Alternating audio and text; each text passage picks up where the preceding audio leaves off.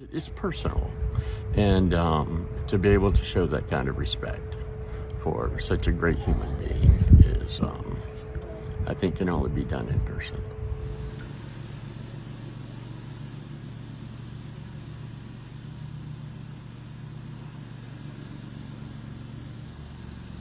Saw the sign for the historical site on the road, and I was like, oh my gosh, this feels like we have to go, right? It's one of those like spontaneous, like he just passed away.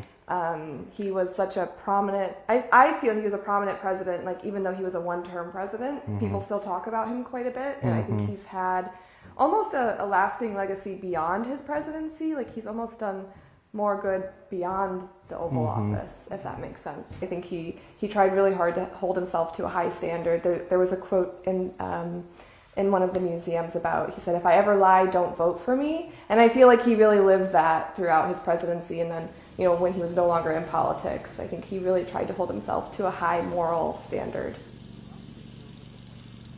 And I think the life that Jimmy Carter lived certainly was that of a human saint, and what he did for not only this community, but communities around the world. And not only through Habitat for Humanity, but through those other fights that he took on, human rights, LGBTQIA rights, and the list goes on. And for me, that's a saint.